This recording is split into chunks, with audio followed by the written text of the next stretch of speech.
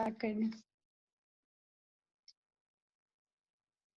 तो जब हम स्टैंडर्ड्स ऑफ ब्यूटी की बात कर रहे हैं ना, तो ये हमारे पास, ये फर्स्ट लेक्चर में भी हमने पढ़ा था, और ये हमारे पास कल्चर टू कल्चर वेरी करता है, ठीक है।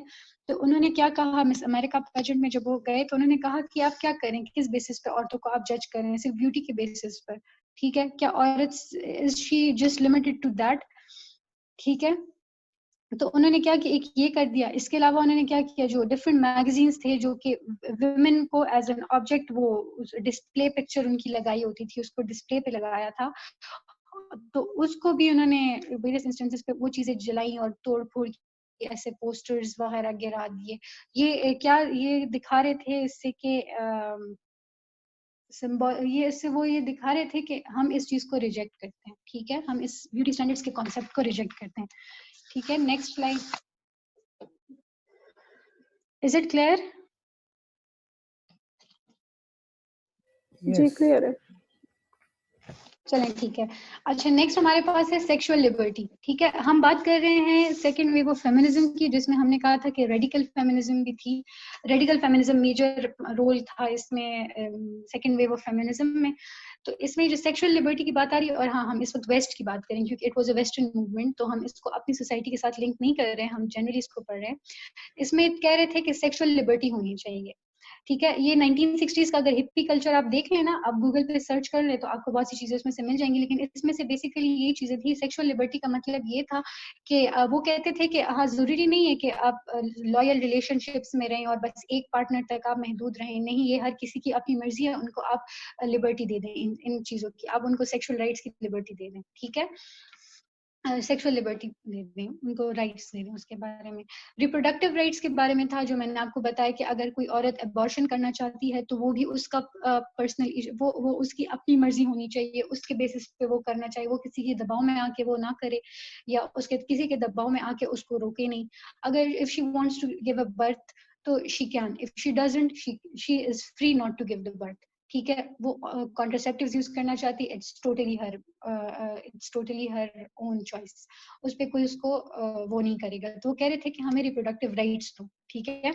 डिफेक्टो इनइक्वालिटीज आपकी कौन कौन सी है, जो आपके सिस्टम में डीप इन रूटेड सिस्टम बातें, जो कि ऐसे जाहिरी तौर पे की नहीं जाती, लेकिन वो हमारे सोशल कंस्ट्रक्ट में इतनी ज्यादा होती हैं कि बहुत कैजुअली हम उसको यूज कर ले। जैसे कैजुअल सेक्सिज्म की एग्जांपल मैंने आपको दी ना, कि जो हमारे पास वुमेन सेंट्रिक जोक्स होते हैं, ठीक है, ये हमारे पास डिफेक्टो इनइक्वालिटीज में आ जाते हैं।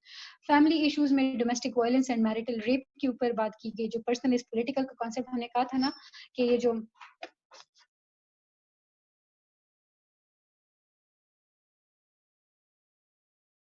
उन्होंने कहा कि डोमेस्टिक वायलेंस अगर हो रहा है, ठीक है, अगर एक औरत के ऊपर तशद्दुद हो रहा है और वो उसके बारे में बात नहीं कर रही, ये कह के आप उसको चुप करा देते हैं कि नहीं, ये हमारा ये जाती मामला है, तो फिर ये जाती मामला नहीं है, क्योंकि ये डोमेस्टिक वायलेंस सिर्फ वो एक औरत से फेस नहीं कर रही थी, बहुत से लोग फेस कर रहे होते हैं। तो पर्सनल इज पॉलिटिकल का कॉन्सेप्ट यहाँ पे आ गया, मैरिटल रेप का कॉन्सेप्ट आ गया। बहुत से लोग इसके बारे में बात नहीं करते, अब हमारे कल्चर में अब इसके बारे में बात करना शुरू हुए हैं लोग, ठीक है। लेकिन उनको भी, वो भी मोस्टली रेडिकल फेमिनिस्ट इसके बारे में बात कर रहे होते हैं, ठीक है। तो इसके ऊपर बात नहीं की जाती थी, ठीक है। तो उसके ऊपर बात नहीं की जाती। तो मैंने कहा कि इसके बारे में बात करनी चाहिए, ठीक है। और पर्सनल इज पॉलिटिकल का कॉन्सेप्ट इसके ऊपर बिल्कुल हमारे पास ठीक आता है। वो कहते थे कि इसके बारे में बात करो, और इसके बारे में जो है, तो इसके लिए हमें इसको बैन करो, मैरिटल रेप को, इसको ऑफेंस करार दो, इसको इलीगल करो, ठीक है, क्योंकि ये हमारे ऊपर ऑपरेशन हो रहा है, हमने इसको रोकना है। Is it clear? जी क्लियर है। चलें ठीक है। मुझे कांस्टेंट रीअश्योरेंस कराया करें कि हाँ क्लियर है, क्योंकि मैं फिर बहुत कंफ्यूज हो जाती हूँ। अच्छा, नेक्स्ट, ये इनकी डिमांड्स थी कि हमें ये दो, ठीक है। अब इन्होंने माइलस्टोन्स क्या क्या अचीव किए थे, इसमें बहुत सारी डेट्स हैं, ठीक है, लेकिन इसमें से आप मैं बता दूंगी आपको कि कौन सी डेट्स आपने याद रखनी है, और बाकी खैर आप खुद से लिख सकते हैं, ठीक है। अच्छा, 1963 में इनके लिए क्या आया, द इक्वल पे एक्ट आया, ठीक है। ये इसमें क्या हुआ कि उन्होंने क्या कहा कि थ्योरेटिकली उन्होंने ये कहा कि जेंडर के बेसिस पे आप पे को नहीं वो कर सकते, कि औरत को आप कम पे दे रहे हैं, मर्द को आप ज्यादा दे रहे हैं, आपने उनको इक्वल पे देना है, ठीक है। ये यूएसए में आया 1963 में। इसके अलावा a series of landmark Supreme Court cases through the 60s and 70s gave married and unmarried women the right to use birth control. ठीक है, उनको बर्थ कंट्रोल के वो राइट दे दिया, OCPs यूज करने का इजाजत उन्होंने दे दी. ठीक है, ये 60s और 70s में रफली मैंने वो लिखा है. ठीक है, स्पेसिफिक डेट्स नहीं है इसमें. अच्छा, 1964 में हमारे पास क्या हुआ, सिविल राइट्स एक्ट आ गया यूएसए में. ठीक है, इसके अलावा 1966 में हमारे पास क्या हुआ, नेशनल ऑर्गेनाइजेशन ऑफ वुमेन आ गए. ये नाउ जो इसके लिए हम यूज करते हैं, बाय बेटी फ्रेडेंस. ये मैं आपके साथ एक आर्टिकल शेयर करूंगी ना, आप उसमें देख लें. ये जो थी ना ये ऑर्गेनाइजेशन, ये वुमेन राइट्स के ऊपर बात करी थी. इसको जो बेटी फ्रेडेंस है, जिसकी हमने अभी द फेमिनिन मिस्टीक जो थी इसमें लिखी थी, तो ये बहुत इन्फ्लुएंशियल थी. तो वो ये ऑर्गेनाइजेशन इसने खुद बनाई थी और वो उसको रन भी कर रही थी. 68 में क्या हुआ, वो मिस अमेरिका पेजेंट का जो वाकया हुआ ना, तो फर्स्ट टाइम किसी ने जो सोशल रिकंस्ट्रक्शन और ब्यूटी स्टैंडर्ड थी उसको किसी ने हाईलाइट किया. ठीक है, और बताया कि हम इसको रिजेक्ट करते हैं, हमें सिर्फ एक ऑब्जेक्ट तक, ठीक है, जो अगर पर्सनली उस चीज में पढ़ना चाहे ठीक है, लेकिन जनरली आप तब सब औरतों को एक ही लेंस से नहीं देख सकते. आप उनको you cannot reduce them to a mere object of a pleasure. ठीक है, फिर 68 में क्या हुआ कि मदर्स डे सेलिब्रेट हुआ. ठीक है, और मदर्स डे का स्लोगन क्या था, this is my favourite, rights not roses. कि हमें गुलाब मत दो, उसका हमें कोई फायदा नहीं है, हमें राइट्स दो हमारे. ठीक है, 69 में दो चीजें हुई हमारे पास. एक रेड स्टॉकिंग हमारे पास ऑर्गेनाइजेशन बनी जो कि रेडिकल फेमिनिस्ट्स की थी बेसिकली. और 69 में हमारे पास पहली बार जो था, तो कैलिफोर्निया में फर्स्ट वुमेन स्टडीज का कोर्स जो था वो इंट्रोड्यूस हुआ.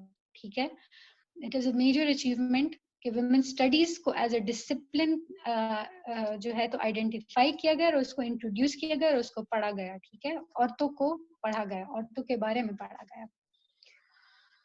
70 में क्या हुआ, 1970 में, नेक्स्ट स्लाइड. तीन चीजें हुई. एक सेक्सुअल पॉलिटिक्स नाम से किट मिलेट ने बुक लिखी. एक नोशन आया सिस्टरहुड इज पावरफुल. अब सिस्टरहुड ऑफ इज पावरफुल ने क्या किया, इसने औरतों को यूनाइट कर दिया. ठीक है, जो उनके अंदर वो सिस्टरहुड का बॉन्ड था उसको प्रमोट किया. लेकिन इसके हमारे पास ये तो पॉजिटिव एस्पेक्ट था इसमें, लेकिन इसका नेगेटिव ये है कि इसकी वजह से हमारे पास होमोसेक्सुअलिटी इन वुमेन वो चीज बहुत सामने आ गई. ठीक है, लेस्बियनिज्म बहुत आ गई. अच्छा, 1970 में एक और चीज हुई कि हमारे इटली में एक फेमिनिस्ट ऑर्गेनाइजेशन आई, रिवोल्टा फेमिनाई, के द फेमिनिस्ट रिवोल्ट बेसिकली. वो रेडिकल फेमिनिस्ट की ही थी. ठीक है, और क्योंकि रेडिकल फेमिनिस्ट हम कहते हैं कि वो ओवरनाइट चेंज चाहते थे, तो इसके नाम से पता चल जाता है कि वो रिवॉल्ट की बात करें तो वो ओवरनाइट चेंज चाह रहे हैं. ठीक है, 19 but it was a milestone because औरतें जो थी वो मोबिलाइज होना शुरू हो गई. ठीक है, उन्होंने ऑर्गेनाइजेशंस बनाना शुरू कर दी, तो that's why it's called a milestone. हर चीज के फिर पॉजिटिव एस्पेक्ट्स और नेगेटिव एस्पेक्ट्स हैं, we won't go into the detail. 72 में आई एम अ वुमन नाम से गाना गाया हेलन रेडी ने. उसके अगर आप लिरिक्स देख लें तो आपको पता चलेगा कि वो अपने बारे में क्या कहती है उसमें. ठीक है, 73 में रो वर्सेस वेड हमारे पास आया. उसमें क्या है कि उन्होंने वुमेन को रिप्रोडक्टिव फ्रीडम दे दी. ठीक है, उन्होंने ये कहा कि जैसे कि हमारे पास यूनाइटेड स्टेट्स के हमारे पास कॉन्स्टिट्यूशन में है कि फंडामेंटल राइट्स जो हैं, बेसिक ह्यूमन राइट्स उसको दिए गए ना हर इंसान को, उसमें राइट टू प्राइवेसी भी है. और राइट टू प्राइवेसी जो है वो हमारे पास, वो कहते हैं कि औरतों के सेंस में वो डायरेक्टली रिलेटेड है राइट टू अबॉर्शन. क्योंकि अबॉर्शन अगर वो कह रहे हैं कि एक प्राइवेट मैटर है, एक हमारी अपनी मर्जी है, हम करना चाहें या ना करना चाहें, तो ये अबॉर्शन उनका एक प्राइवेट मैटर है. ठीक है, और उनको कंप्लीट राइट है कि वो उसको कैरी आउट करें. अगर वो करना चाहें ना करना चाहें वो उनकी अपनी मर्जी. इससे पहले अबॉर्ट करना जो था तो वो जायज नहीं था उनके लिए. अच्छा, 73 में women were allowed on the floor of the London Stock Exchange for the very first time. ठीक है, stock exchange, floor of stock exchange जो था इंग्लैंड में, लंदन में, उस पे औरतें पहली बार आई, उनको अलाउ किया गया. अच्छा, दिस वन इज इंटरेस्टिंग क्योंकि 1974 में ऑक्सफोर्ड यूनिवर्सिटी जो थी तो उसने औरतों के लिए अपने एडमिशंस खोल दी for the very first time. इससे पहले ऑक्सफोर्ड में सिर्फ मर्द पढ़ते थे, औरतें नहीं पढ़ती थी. ठीक है, और ये क्या हुआ, ये जो इनका जो ये क्लेम था ना, ये जो राइट्स मांग रहे थे कि हमें इक्वल एजुकेशनल राइट्स दो, तो उसी के बेसिस पे ऑक्सफोर्ड यूनिवर्सिटी में, वरना आज हम लोग ऑक्सफोर्ड यूनिवर्सिटी, औरतें ऑक्सफोर्ड यूनिवर्सिटी ना जा सकती. जैसे अभी हमारे कैडेट कॉलेजेस है ना, वो सिर्फ मर्दों के लिए हैं, उसमें औरतें नहीं है। और हम अक्सर कहते हैं, मैं तो खुद बहुत कहती थी कि काश मैं लड़का होती तो मैं कैडेट कॉलेज चली जाती, because I love that life. हाँ ये नहीं, लाइवा है एक, जी गर्ल्स के लिए बना है एक, गर्ल्स के लिए कैडेट हाँ कॉलेज वो है है। मैदान में। हाँ हाँ आई नो, लेकिन वो उस तरह तो नहीं है जिस तरह के हमारे पास कैडेट कॉलेज का वो है, ये हसन अब्दाल है, जैसे पटारू है, इस तरह का तो नहीं है ना, उस लेवल का तो नहीं है। ठीक है। और मैं खुद जब छोटी थी तो मैं बड़ा उसको आइडियलाइज करती थी, तो मैं कहती काश मैं लड़का होती तो मैं यहाँ चली जाती। ठीक है। तो ये सोचें अगर अभी हमारे ऑक्सफोर्ड यूनिवर्सिटी में अभी भी ना होता तो हम लोग ये कहते कि काश मैं लड़की होती तो मैं ऑक्सफोर्ड अगर मैं लड़का होती तो मैं ऑक्सफोर्ड चली जाती। ठीक है। तो ये it was due to the second wave of feminism के हमें ऑक्सफोर्ड में पढ़ने की इजाजत मिल गई। ठीक है।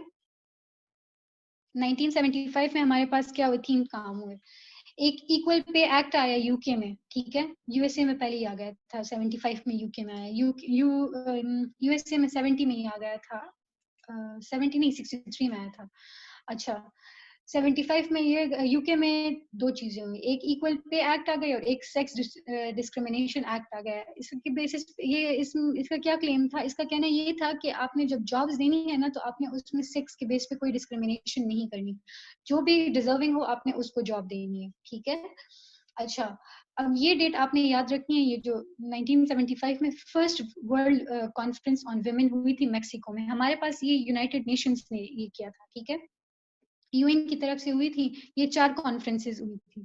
फर्स्ट जो थी वो मेक्सिको में हुई थी, सेकंड हमारे पास कोपेनहेगन में हुई थी डेनमार्क में, थर्ड हमारे पास नैरोबी में हुई थी और फोर्थ हमारे पास बीजिंग में हुई थी, वो 1995 में हुई थी। ठीक है।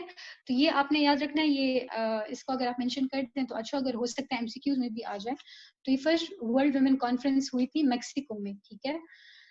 ये यूएन के अंडर हुई थी। अच्छा, 76 में क्या हुआ हमारे पास, 76 में जो नेब्रास्का है ना, उसने मतलब उसमें मैरिटल रेप लॉ आया, और Nebraska was the first state जिसने मैरिटल रेप लॉ जो था तो उसको पास किया। ठीक है। और according to that marital rape जो है वो आपके पास इलीगल है। ठीक है। और उसके लिए पेनल्टीज रखी थी।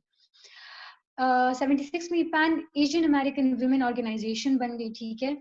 77 में हमारे पास first national women conference was held in Texas.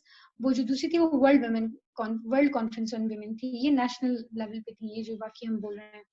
79 में हमारे पास क्या हुआ है कि यूके में फर्स्ट फीमेल प्राइम मिनिस्टर बन गई, Margaret Thatcher, the iron lady. ठीक है। अच्छा, नेक्स्ट स्लाइड।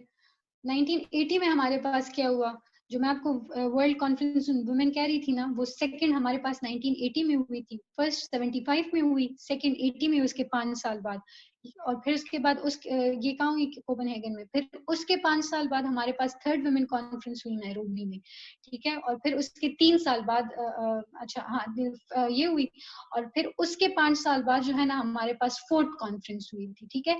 ये जितनी कॉन्फ्रेंसेस थी ना, ये चारों कॉन्फ्रेंसेस, ये 5-5 साल के वक्फे से हुई थी। 75 में फर्स्ट हुई मेक्सिको में, 80 में सेकंड हुई कोपेनहेगन में।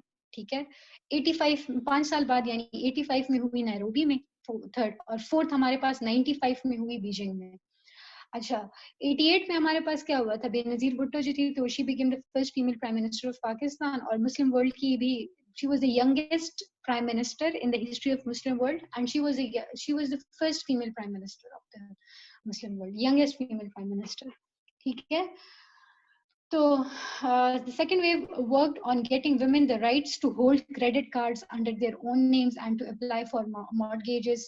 It worked to outlaw marital rape, raise awareness about domestic violence, and build shelters for women fleeing rape and domestic violence. उन लोगों के लिए, उन औरतों के लिए shelter homes बना लिए कि जो मतलब अगर उनके ऊपर घर में तशद्दुद हो रहा था और वो अपने घर से भाग जाती थी तो वो वहां पे पनाह ले सकती थी, और जो अगर रेप के डर से भाग जाती थी तो वो वहां से पनाह ले सकती थी, रेप विक्टिम्स वहां पे पनाह ले सकते थे। ठीक है। It work to name and legislate against sexual harassment in work place harassment, ये हम आगे पढ़ेंगे भी हमारे बाकी सेक्शंस में, तो उसके लिए भी उन्होंने बहुत काम किया। इसके माइलस्टोन्स बता रहे हैं आपको कि इसने कितनी चीजें अचीव की। ठीक है। लेकिन इसकी कुछ शॉर्टकमिंग्स थी जो कि उसका जिसकी वजह से इसका मोमेंटम टूटा। अब वो क्या शॉर्टकमिंग्स थी, ये शॉर्टकमिंग्स जो है ये इसकी क्रिटिसिज्म भी है, इसके ऊपर जो क्रिटिसिज्म आई है, और ये रीजन थी कि जिसकी वजह से हमारे पास फिर थर्ड वेव आई। ठीक है। सो इसकी शॉर्टकमिंग्स क्या थी? सबसे नेक्स्ट स्लाइड, यहाँ तक आपको समझ आ रहा है ना? ये समझ आ रही है। हाँ जी। ठीक है, चलें ठीक है। अच्छा, इसकी शॉर्टकमिंग्स क्या थी? सबसे पहली बात इसमें ये थी कि it was targeted towards a specific class. जब हम पढ़ रहे थे ना कि जो फेमिनिन मिस्टीक थी और वो सारी औरतें जो थी मिडिल क्लास वाइट वुमेन थी और फिर वो अपनी फ्रेंड्स को दे रही थी, ठीक है, तो वो तो इसके सब उसके ऊपर सबसे पहली क्रिटिसिज्म यही है कि ये जो है, तो ये आप कह रहे हैं कि हम सारी औरतों के लिए बात कर रहे हैं, लेकिन आप तो एक स्पेसिफिक क्लास को टारगेट कर रहे हैं और वाइट वुमेन जो आपकी मिडिल क्लास है उसको टारगेट कर रहे हैं, ठीक है। अब ये वो औरतें हैं जो कि घर में मतलब मिडिल क्लास हैं, ठीक है, उनका गुजारा अच्छे खासे आराम से हो रहा है, अच्छे खासे खूबसूरत घरों में रह रही हैं, ठीक है। अगर वो जॉब करें या ना करें उनके ऊपर कोई फाइनेंशियल वो प्रॉब्लम्स नहीं आती, ठीक है। लेकिन आप उनके लिए सिर्फ बात करें, जबकि हमारे पास और औरतें भी हैं जो कि सिर्फ इसी के ऊपर डिपेंडेंट है, जो लोअर क्लास है, वो इन्हीं ये फाइनेंशियल ऑटोनॉमी उनके पास नहीं है, ठीक है, वो फाइनेंशियली डिपेंडेंट है और उनको अगर वो चीज उनसे छीन ली जाए तो उनके ऊपर बहुत मसले आ सकते हैं। तो वो ये कह रहे हैं कि आप ये बात तो करें कि हम सबके लिए बात करें, लेकिन आप इश्यूज को हाईलाइट करें सिर्फ जो वो स्पेसिफिक क्लास जिसको आप टारगेट करें, आप लोअर क्लास के बारे में बात नहीं करें, इसलिए इसमें कोई यूनिटी है ही नहीं, क्योंकि हर क्लास की प्रॉब्लम्स डिफरेंट होते हैं और उनको एड्रेस करना भी डिफरेंट है, डिफरेंट तरीकों से है आपने, ठीक है। सबसे पहले इसके ऊपर ये क्रिटिसिज्म आई और ये सबसे इसकी बड़ी प्रॉब्लम थी। दूसरा इसमें क्या था कि इसको कहा गया था कि it is a homogenised and white washed feminism, ठीक है। व्हाइट वॉश फेमिनिज्म क्यों कहा गया इसको? क्योंकि व्हाइट वुमेन सेंटर्ड था। पहले हमने क्लास डिफरेंस का पढ़ा कि वो मिडिल क्लास को टारगेट करी थी, फिर मिडिल क्लास में भी स्पेसिफिकली व्हाइट वुमेन को टारगेट करी थी। तो उसकी वजह से क्या हुआ कि वो जो फर्स्ट वेव ऑफ फेमिनिज्म में रेशियल एलिमेंट आया था ना, वो इसमें भी आया था, ठीक है। As the movement developed, it was deeply rooted in civil rights movement, but black women increasingly found themselves alienated from the central platforms of the mainstream movements, ठीक है। जिस तरह फर्स्ट वेव ऑफ फेमिनिज्म में हुआ था ना कि उनको बिल्कुल एलिएनेट कर दिया था, ठीक है, इस तरह इसमें भी हुआ था। एक स्पेसिफिक क्लास को उन्होंने टारगेट किया, फिर उसमें भी एक स्पेसिफिक रेस को उन्होंने टारगेट किया और उसके बारे में वो बात कर रहे थे। तो ब्लैक वुमेन जो थी वो कहने लगी कि अच्छा ये जो बात आप कलेक्टिविटी की कर रहे हैं, आप एक सबके एक साथ बात कर रहे हैं, ठीक है, लेकिन इसमें तो फिर आप हमें पीछे छोड़ रहे हैं फिर से। Next slide. ये क्यों कह रहे थे मैं आपको आगे बताती हूँ, ठीक है। Next slide. Earning outside the home was not a major concern for Black women, many of whom had to work outside the home anyway. The general treatment and pay was their concern. वो कहते थे कि अच्छा आप लोग कह रहे हैं कि हाँ औरतों को बाहर काम करने की आज़ादी दो, तो हमें तो वो आज़ादी है क्योंकि black women were treated as slaves, उनको वैसे भी बाहर काम करना होता था, ठीक है। तो क्या कि हमें हमारे लिए घर से बाहर निकलना मुश्किल नहीं है, हमारे लिए जो हम काम कर रहे हैं उसमें बहुत मुश्किलें हैं, आप उसको एड्रेस करें, ठीक है। तो वो कहते थे कि हमारे साथ जो जनरल ट्रीटमेंट है लोगों का, कि हमें जिस तरह वो वर्क प्लेस हरासमेंट जो जैसे होती है, ठीक है, वो होती है, स्पेसिफिकली ब्लैक्स को टारगेट किया जाता है उस चीज के लिए, तो आप हमारे लिए बात करें जिसके लिए आप बात नहीं कर रहे हैं, ठीक है। इसके अलावा क्या हुआ, एक बहुत बड़ी प्रॉब्लम ये थी ना कि अच्छा इसमें ये रिप्रोडक्टिव फ्रीडम के बारे में बात कर रहे थे, ठीक है, कि रिप्रोडक्टिव फ्रीडम हमें चाहिए और तो वो ब्लैक वुमेन भी कह रही थी कि हाँ हमें भी रिप्रोडक्टिव फ्रीडम चाहिए, लेकिन इसका मतलब सिर्फ ये नहीं है कि हमें सिर्फ कॉन्ट्रासेप्शन और अबॉर्शन चाहिए, यानी हम उस चीज को हम रिप्रोड्यूस नहीं करना चाहते, हमें इस चीज का भी राइट दो कि हम रिप्रोड्यूस करें, ठीक है। अब ये इन्होंने क्यों कहा, क्योंकि दे वर ट्रीटेड एज स्लेव्स, ठीक है। तो इनके जो व्हाइट मास्टर्स होते थे वो क्या करते थे कि जो ब्लैक वुमेन है ना, इनकी फोर्स स्टेरिलाइजेशन करा देते थे। फोर्स स्टेरिलाइजेशन क्या है कि उनको फोर्सफुली इनफर्टाइल कर देते थे, ठीक है।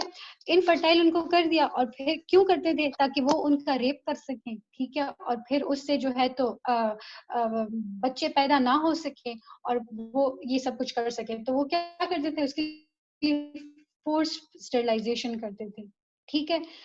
तो ब्लैक वुमेन ने कहा कि आप लोग अपने लिए तो बात कर रहे हैं कि हाँ हमें कॉन्ट्रासेप्टिव्स अलाउ कर दो, हमें अबॉर्शन अलाउ कर दो, लेकिन आप हमारे लिए भी बात करें, क्योंकि हम चाहते हैं कि हमारी फोर्स स्टेरिलाइजेशन ना हो, हम भी चाहते हैं कि हमारे बच्चे पैदा हों, हम भी चाहते हैं कि हमारी रेस आगे बढ़े, हमें रिप्रोडक्टिव राइट्स अगर आप बात करें तो सिर्फ उसको स्टॉप करने के लिए नहीं बल्कि उसको प्रमोट करने के लिए भी आप बात करें, ठीक है।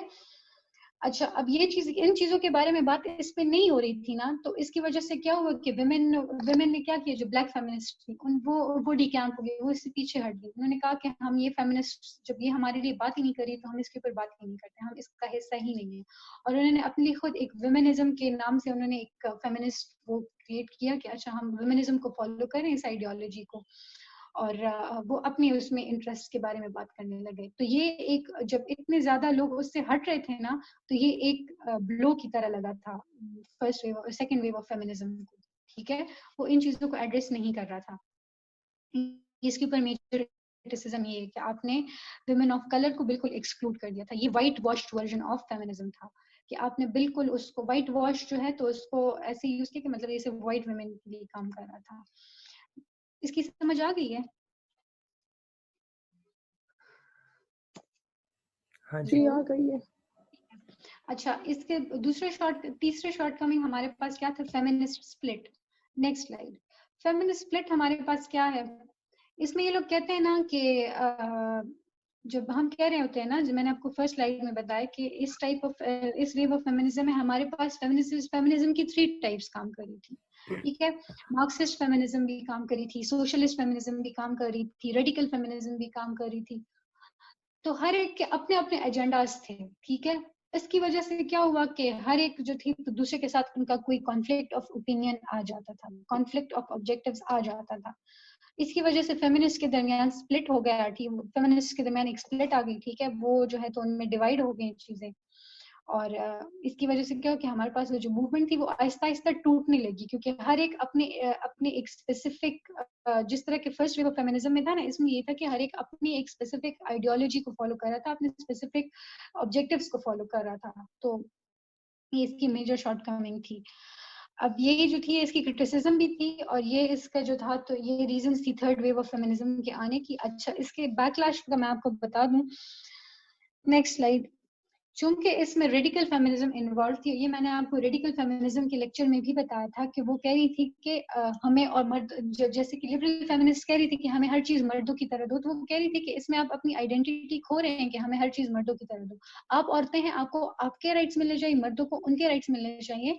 ठीक है, लेकिन फिर उसमें कुछ रेडिकल फेमिनिस्ट कह रहे थे कि नहीं, औरतों को मर्दों से बरतर कर दो। ठीक है, तो रेडिकल फेमिनिज्म में ये चीज, ये जब ये कॉन्सेप्ट आ गया तो लोगों ने, तो वो चीज बहुत बदनाम होती है रेडिकल फेमिनिज्म। ठीक है, और उसको एक नेगेटिव कॉनोटेशन में यूज किया जाने लगा। वही एलिमेंट जब हमारे पास सेकंड वेव ऑफ फेमिनिज्म में आया ना, कि जब वो कहने लगी कि ठीक है, कुछ औरतें तो कह रही थी कि अच्छा हम देखें, हमें फाइनेंशियल ऑटोनॉमी मिल रही है तो हमें वो करने दें। ठीक है, हम डोमेस्टिक कोर्स भी करेंगे, हम ये भी करेंगे, हम दोनों कर सकते हैं। कुछ उसमें फिर ये कह रही थी कि नहीं, हम क्यों करें, ठीक है, हम जब ये बाहर हम कर सकते हैं तो बस हम करेंगे ये सब कुछ, हमें सेक्सुअल लिबर्टीज दो। ठीक है, हम अबॉर्शंस करेंगे, उसके विदाउट एनी रीजन हम अबॉर्शंस करेंगे। तो ये सारी चीजें जो ये बहुत ही रेडिकल किस्म की, उन्होंने इररेशनल किस्म की बातें उन्होंने क्लेम्स शुरू किए ना, तो इसने क्या किया कि इसने बहुत बड़े प्रॉब्लम बना दिया इसके लिए, ये सेकेंड वेव ऑफ फेमिनिज्म के लिए। उन्होंने क्या, इसकी वजह से क्या हुआ कि बहुत सी औरतें उससे डिटैच होने लग गई, क्योंकि ये वो चीज एक नेगेटिव कॉनोटेशन में यूज होने लग गई। ठीक है, इसकी एग्जांपल हमें कहाँ मिलती है, in the 1980s Ronald Reagan आ गया। ठीक है, यूएस में रोनाल्ड रीगन जो था वो बहुत ही ट्रेडिशनलिस्ट था, वो फैमिली ट्रेडिशंस और इन चीजों के बारे में वो कंजर्वेटिव था। ठीक है, वो इन चीजों को बड़ा फॉलो करता था और वो इन चीजों को बड़ा अप्रिशिएट करता था। तो उसके एरा में कंजर्वेटिज्म आ गई। ठीक है, कंजर्वेटिव माइंडसेट हो गया बहुत ज्यादा। उन्होंने क्या कहा, उन्होंने जो सेकेंड वेव ऑफ फेमिनिज्म के लोग जो थे तो उनको कहा कि दीज फेमिनिस्ट्स आर ह्यूमरलेस, हेरी legged shoes who cared only about petty issues instead of real problems, probably to distract themselves from the loneliness of their lives, since no man would ever want a shudder feminist. ठीक है, इन्होंने ये कहना शुरू कर दिया कि ये बस ऐसी फजूल बातें कर रही हैं। ठीक है, ये these are ugly faces and these are humorless people, जो कि सिर्फ इस बात से डिस्ट्रैक्ट करने के लिए अपने आप को कि हमसे वैसे भी कोई शादी नहीं करेगा, तो इस वजह से, और ना हमें कोई मर्द इंटरेस्ट लेगा, तो वो उनको बुरा भला करने लग जाती हैं। ठीक है, एज अ कोपिंग मैकेनिज्म। ये इसकी मैं आपको एग्जांपल ये दे देती हूँ ना कि it is a very funny example, लेकिन मैं फिर भी आपको दे देती हूँ, मुझे तो फनी लगी, I don't know if you guys find it funny और नॉट। मेरा एक कजन था, तो वो आया, तो मेरा उसका जो दूसरा भाई था वो उसके साथ बैठा हुआ था और वो उसको कह रहा था कि ये हम हाँ वो उसको बता रहा था कि आज हमारी टीचर ने कहा कि जो लोगों को जो है तो अगर कोई काला है या गोरा है तो उसको आपने उसकी बेसिस पे जज नहीं करना, बस हर इंसान प्यारा होता है। ये वो तो मेरा कजन आगे से उसको दूसरा जो उसका भाई है वो उसको कहता है कि ये तुम्हारी उस बदसूरत टीचर ने कहा है ना जो काली सी है, तो उसने कहा कि हाँ उसी ने कहा है। तो उसने कहा हाँ मुझे पता चल गया, तो वो खुद बदसूरत है इसलिए वो ऐसी बातें करती है। ठीक है, तो वही चीज जो हमारा कॉमन माइंडसेट है ना वो इसी में आ गया। ठीक है, कि रोनाल्ड रीगन के दौर में भी जो ये औरतें जो थी तो उनको कहा कि अच्छा ये इतना ब्यूटी स्टैंडर्ड्स को रिजेक्ट कर रही है, वो इसलिए रिजेक्ट करेंगे क्योंकि ये खुद बदसूरत है और इनमें ना कोई ये ह्यूमरलेस है और इनको पता है कि इनको वैसे भी कोई पसंद नहीं करेगा क्योंकि हमारे ब्यूटी स्टैंडर्ड्स के मुताबिक है नहीं। तो ये ऐसी फजूल किस्म की क्लेम्स कर रही होती है और ये मैन हेटिंग इसलिए है क्योंकि ये खुद बदसूरत है। ठीक है, तो ये एक बहुत, जब रीगन के एरा में कंजर्वेटिज्म बहुत ज्यादा थी और ये चीज एक पॉपुलर कल्चर में ये चीज सामने आ गई। ठीक है, कि जो आपके पास ये फेमिनिस्ट हैं ये ऐसी हैं, तो वो चीज इतनी फैलती गई कि वो फेमिनिज्म के जो फेमिनिस्ट के जो पॉजिटिव एस्पेक्ट्स है ना उसको भी उसने कवर कर दिया, just because of some few people, few feminists ये चीज हुई। और इन एज अ होल जो मर्द थे तो उन्होंने इस कैंपेन को इस तरह पेंट कर दिया कि हाँ ये जो है तो ये एक फजूल किस्म की कैंपेन है और ये फ्रस्ट्रेटेड औरतों की कैंपेन है। ठीक है, तो इसकी वजह से औरतों ने भी अपने आप को उससे डिटैच करना शुरू कर दिया क्योंकि वो समझती थी कि अगर हम कहें कि हम फेमिनिस्ट्स हैं तो फिर सब लोग हमें जो है तो वो बुरा देखेंगे। इसमें ये हमारे पास कुछ मैंने इसमें कुछ चीजें ऐड की हैं जो कि न्यूयॉर्क टाइम्स में आई थी। एक इंटरव्यू के दौरान कुछ लोगों ने कुछ बातें की थी औरतों ने। I don't think of myself as a feminist. Not for me, but for the guy next door, that would mean that I am a lesbian and I hate men. ठीक है, next slide. In the same interview, another one remarked, "Look around and you'll see some happy women, and then you'll see all these bitter, bitter women. The unhappy women are all feminists. You will find very few happy, enthusiastic, relaxed people who are ardent supporters of feminism." In statement से क्या हुआ कि एक general image आ गया, आपके जो media में ऐसी बातें आना शुरू हो जाए, अगर आपके पॉपुलर कल्चर आपका मीडिया बनाता है ना उसमें ये बातें आना शुरू हो जाएं तो फिर ऑब्वियसली मासेस तक वो चीज जो पहुंची तो वो उसको उसी तरह परसीव करते हैं। ठीक है, तो हर कोई इतना नहीं सोचता उस चीज के ऊपर, हर किसी को ग्राउंड रियलिटीज का नहीं पता होता। तो जब ये चीजें इस तरह छपने शुरू हो गई ना लोग उससे डिटैच होना शुरू हो गए, उनको लगा कि ये कोई बहुत ही बुरी किस्म की चीज है। ठीक है, that image of feminist as being angry and man-hating and lonely resulted in the loss of momentum of the second wave of feminism, and the shortcomings and backlash of second wave of feminism paved the way for the third wave of feminism. Is it clear? Yes Laiba ji clear clear है। है। और काफी हद ठीक है, तक ये जो मैगजीन में बातें आई थी ये ठीक भी है क्योंकि ये इन कैंपेनों में इस तरह की औरतें भी निकल आई थी ना जो उनको बिल्कुल पता ही नहीं था कि हम किस लिए निकल आए हैं मतलब। और वो जो बैनर्स एग्जैक्टली वगैरह देखिए, यही चीज है। हाँ हाँ हम जब कहते हैं ना कि एक मछली पूरे तालाब को गंदा कर देती है, तो just because of yes few aggressive women पूरी मूवमेंट जिसने हमारे पास इतने माइलस्टोन्स अचीव किए थे, अगर ये पॉजिटिवली इसी तरह चलती जाती तो ये कितने माइलस्टोन्स और अचीव कर लेती। लेकिन जब इस तरह के एग्रेसिव क्लेम्स उसमें आ गए, मैन हेटिंग का फिनोमेना आ गया, हमने रेडिकल फेमिनिज्म में भी यही बात की थी कि जब आप कह रहे हैं कि हमें इक्वालिटी चाहिए, जब आपकी कोर डेफिनेशन फेमिनिज्म की है कि इक्वल राइट्स, तो फिर आप क्यों कहते हैं कि हम मैन से हम एक दर्जा ऊपर जाना चाहते हैं, तब भी तो आप सोशल बैलेंस को डिस्टर्ब ही कर रहे हैं ना। ठीक है, तो यस ये इसके ऊपर क्रिटिसिज्म थी। इधर ही हाँ सोशली उसको वो कर रहे थे डेविएंट कर रहे थे मतलब इधर को मद्देनजर रख के उनको ये मतलब स्टेप उठाने चाहिए थे ना इन हाँ कैंपेन्स में। एग्जैक्टली, तो उनको वो एक्सट्रीमिस्ट बिल्कुल जो वो जिसमें बैक आ गए। स्टेप। हाँ हाँ यस बिल्कुल यही चीज है, तो यही इसके ऊपर मेजर क्रिटिसिज्म भी है। I hope it's clear to I all of you. I think I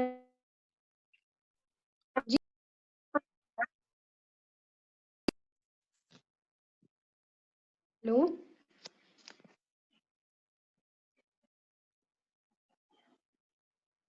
hello, जी कैन जी यू आपकी हेयर मी? आवाज आ रही है। Yes yes. अच्छा रूबी आप क्या ऐड कर रही थी, प्लीज बता दें, सॉरी दरमियान में कॉल आ गई थी। अच्छा क्वेश्चन भी है और मैं तो कंफ्यूज इसमें लाइक हम डिस्क्रिमिनेशन की बात कर रहे हैं, ठीक है, और वुमेन के राइट्स की बात कर रहे हैं, तो ये जो डिस्क्रिमिनेशन जो भी हो ये खातून खुद स्टार्ट करती है अपने घर से। तो अगर वो अपने बच्चों को समझाए कि बेटा और बेटी में कोई फ़र्क है, तो फिर इस तरह आई थिंक सोसाइटी डेवलप इस तरह नहीं होगा। तो जो जिम्मेदार है वो खुद है, खातून खुद है, उसके पास अथॉरिटी आती है, लाइक माँ है तो वो उस मुताबिक चलाती है, सास बन जाती है तो उस मुताबिक घर को चलाती है। डिस्क्रिमिनेशन वो खुद क्रिएट कर रही है, मर्दों का कोई गलती नहीं है। नहीं, मर्दों की गलती है। मैं आपको बताती हूँ कैसे। जब हम कल साइको एनालिटिक थ्योरी पढ़ रहे थे ना, तो हम उसमें यही कह रहे थे कि औरत जो होती है ना, वो क्या करती है, वो बच्चों की परवरिश किस बेसिस पे करती है। एक जो आइडियल एक्सपेक्टेशंस होती हैं सोसाइटी के, उसके मुताबिक करती है, और एक जो उसके अपने चाइल्डहुड एक्सपीरियंसेस होते हैं उसके मुताबिक करती है। ठीक है, अब हमारी माँ को देख लें। ठीक है, हमारी माँ की तरबियत जैसे हुई है वो वैसी हमारी भी करना चाहती है। ठीक है, समझ आ रही है ना आप मेरी, आप पॉइंट समझ रहे हैं मेरा? तो हमने जब स्टार्ट में हमने ये कह दिया कि सोसाइटी के आइडियल्स थे ना, वो मर्द ने सेट किए कि इसको यहाँ जाना चाहिए, यहाँ नहीं जाना चाहिए। मैं उसको जो है तो मैं उसको नेगेट नहीं करी, मैं उसकी ऑपोजिशन नहीं करी हूँ। उसमें बहुत सी चीजें ऐसे हैं जो कि वुमेन प्रोटेक्शन के लिए हैं, ठीक है, लेकिन बहुत सी चीजें ऐसी भी हैं जो कि उसको लिमिट करने के लिए हैं। ठीक है, नॉट इन आवर केस, लेकिन बहुत से केसेस ऐसे हैं जिसमें वो उसको लिमिट करती हैं, उसकी कैपेबिलिटीज को सामने आने नहीं देती। ठीक है, बेटी है, उसको पढ़ने आपने नहीं देना, क्यों? क्योंकि बेटी की तो वैसे भी शादी हो जानी है, तो क्यों आप उसको पढ़ा रहे हैं? सही है, ये कॉन्सेप्ट हमारी माओ के जहनों में किसने डाला होता है? ये एक पूरा ये सिस्टम ऑफ पेट्रियार्की है ना, उसी ने बनाया होता है। फिर आहिस्ता आहिस्ता जो बेटे को अपनी ताकत समझना कि हमारे बुढ़ापे का सहारा, अगर बेटी से जल्दी जान छुड़ाना कि इसकी शादी करा दें, ये बहुत बड़ा बोझ है हमारे सर के ऊपर, बस यही करा दें। ये किसने, ये सोसाइटी किसने बनाई है? ये जब हम हिस्टोरिकल बैकग्राउंड में हम जाते हैं ना, इसके जो हमने पूरे एरास से हम निकल के आए थे कि वुमेन की चैस्टिटी का जो कॉन्सेप्ट आया था कि औरत जो है तो वो वर्जिन होनी चाहिए या नहीं होनी चाहिए, इससे हमें पता है ये बच्चा जो है तो ये हमारा है या नहीं, क्योंकि उसमें इनहेरिटेंस का कॉन्सेप्ट उनका आ गया था। ठीक है, तो मर्द की अगर ये औरत ने बनाए हैं ये सारे रूल्स, और अगर गलती उसकी है, तो फिर सबसे ज्यादा उसको चैस्टिटी के मयार उसके लिए क्यों है? क्यों उसके लिए सबसे ज्यादा आप रेगुलेशंस बना रहे होते हैं, सबसे ज्यादा आपकी सारी चीजें उसके इर्द गिर्द रिवॉल्व कर रही है? आप फिर मर्द को उसी तरह ट्रीट क्यों नहीं करते कि हाँ, अगर एक औरत की आप वर्जिनिटी की बात करें, उसकी चैस्टिटी की बात करें, तो फिर आप मर्द के बारे में क्यों नहीं कहते? हमारा बहुत कॉमन रिस्पॉन्स होता है कि अगर कोई लड़की किसी लड़के के साथ बात कर रही हो तो हम उसकी स्लट शेमिंग कर रहे होते हैं। ठीक है, हम कहते हैं ये ऐसी है, ये वैसी है, ये वो। हमारे सामने लड़के जो होते हैं मैरिड होते हुए, ठीक है, वो और लड़कियों से बातें कर रहे होते हैं, तो हम कहते हैं कि बस मर्द है, क्या कर सकते हैं, हम उसके बारे में चुप हो जाते हैं कि बस इसको अब हम क्या कह सकते हैं। क्यों? क्योंकि हम सबमिसिव रोल में होते हैं। तो ये हमारे पास सोशली कंस्ट्रक्टेड है। अगर ये सोशली कंस्ट्रक्टेड ना होता तो एक बेनिफिट और एक एट द रिसीविंग एंड ना होता। सही है, समझ आई इस चीज की रूबी? जी जी। तो फिर एक माँ अगर वो इस तरह ट्रीट ना करे तो इस तरह नहीं होगा ना, एक खातून खुद इस तरह डिस्क्रिमिनेशन कर इसमें रही दो है, तो चीजें मैन को हमने इतना पावर। हाँ हाँ, इसमें हमने कल बात की थी कि जब पेरेंटिंग आप कर रहे हैं ना, तो आप जो माँ है ना उसको इंडिपेंडेंट भी करें, उसको खुद भी सोचने समझने का मौका दें, और जो बाप है तो वो भी बच्चे की तरबियत में इन्वॉल्व हो, क्योंकि उन दोनों को सीख के बच्चा बड़ा होता है। ठीक है, हम कहते हैं ना कि बच्चे जो होते हैं वो कच्ची मिट्टी की तरह होते हैं, जिस तरह जिस शेप में ढालना चाहो ढल जाते हैं। ठीक है, तो अगर घर में वो ऑपरेशन देख रहे हैं, बाप को डोमिनेटिंग रोल में देख रहे हैं, माँ को सप्रेसिव रोल में देख रहे हैं, और बाप उसकी माँ को मार रहा है, बच्चा बड़ा होकर जरूर वायलेंस करेगा। हमने बंडूरास गुगुडॉल के एक्सपेरिमेंट से ये बात हम इसको प्रूव कर सकते हैं। ठीक है, तो यही है कि इसमें रोल माँ का है, डेफिनेटली है, लेकिन माँ को भी एजुकेट करो ताकि उनको अपने राइट्स के बारे में पता चल सके। जब उनको अपने बारे में पता चलेगा तभी तो वो दूसरों को बताएंगी। ठीक है, अब हमारी गांव में कुछ माएँ हैं जो कि, ये मैं आपको एग्जांपल दे रही हूँ, पोलियो के कतरे नहीं देते। क्यों नहीं देते? क्योंकि एक कंसेप्शन बना, मिसकंसेप्शन बना हुआ है ना कि ये वो बेचारी औरतें घर से कभी जिंदगी में बाहर नहीं निकली हुई थी, बाहर की खबरें उनको मर्द ही आके देते, उनको कहते हैं कि हाँ ये जो पोलियो के कतरे हैं, तो मैं उसके बारे में क्या कहूँ, चले बस उसको छोड़े, लेकिन कहते हैं कि पोलियो के कतरे जो हैं तो ये बस ठीक नहीं है हमारे बच्चों के लिए। सही है, ये हराम है और इस तरह की चीजें। सही है, तो उस औरत को क्या पता कि अखबार में क्या आया है, ना वो एजुकेटेड है, बस वो सारी जिंदगी घर की चारदीवारी में रही है, वो क्या करती है, उसका सबसे ज्यादा वो किससे सोशलाइज कर लेती है, पड़ोसन आ जाती है, उससे बात कर लेती है, अपनी बहन से बात कर लेती है, सास से बात कर लेती है, और वो वही जो बाहर की खबरें होती है उसी को डिस्कस कर रही थी कि हाँ तुम्हें पता है ये हुआ है। उनको, उन बेचारियों को पता नहीं होता कि इसके पीछे बेस क्या है, या बस वो जो उन्होंने सुना होता है उसको अप्लाई कर लेती है, और फिर वही चीजें वो ट्रांसफर कर रही होती है सोसाइटी में। तो उनको जब राइट टू एजुकेशन आप देंगे, वो अवेयर होंगे, उनको पता चलेगा कि क्या हो रहा है दुनिया में, तभी वो अपने बच्चों की उस तरह तरबियत कर सकेंगे। Is it clear? Yes yes clear. मैं थोड़ा सा इसमें ऐड करूँ? जी जी जी हामिद बिल्कुल। अच्छा, जैसा रोबी ने बोला है कि मतलब औरतों की गलती होती है, हम तो ये नहीं कह सकते, दोनों बराबर है, मतलब मेल फीमेल इसमें। जो कंस्ट्रक्शन ये करते हैं ना, सोशली कंस्ट्रक्ट करते, एक स्टैंडर्ड को रखते हैं, वो रिश्ते में हो जिस चीज में भी हो। अभी अगर हम थोड़ा सा इसको इस्लाम की मतलब उससे देखें, तो हमें समझना चाहिए कि मतलब हम किस स्टेज पे हैं। इस्लाम ने तो हमें नहीं मना किया ना औरत को ना मर्द को कि आप जंग में ना जाओ।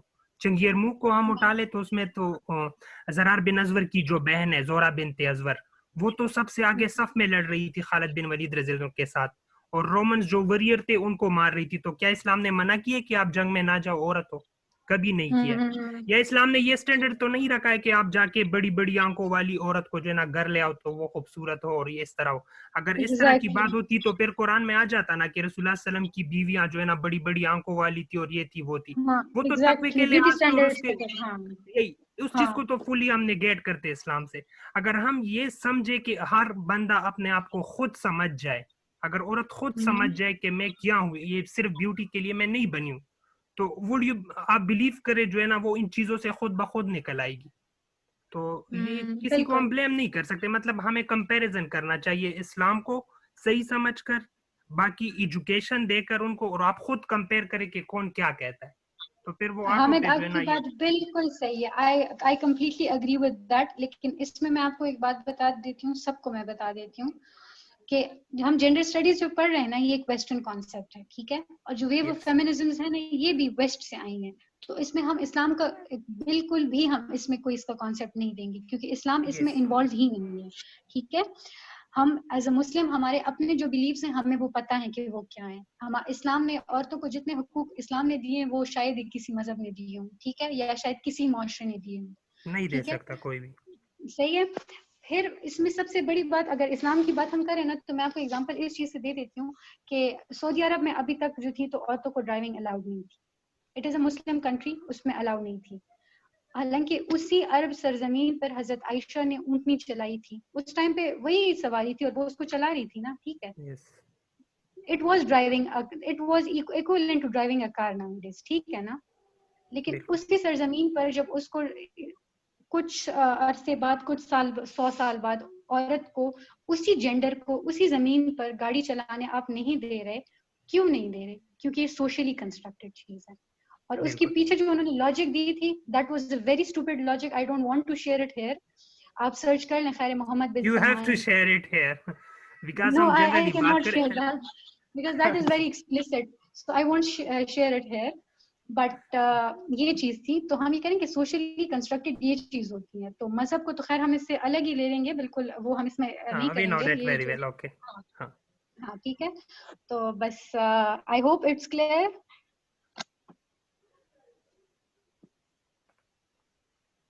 So with that, the second wave of feminism ends here. यहीं पे एंड हुई थी और हम भी इसको यहीं एंड कर देते हैं। फिर इरफान रिकॉर्डिंग स्टॉप कर दें।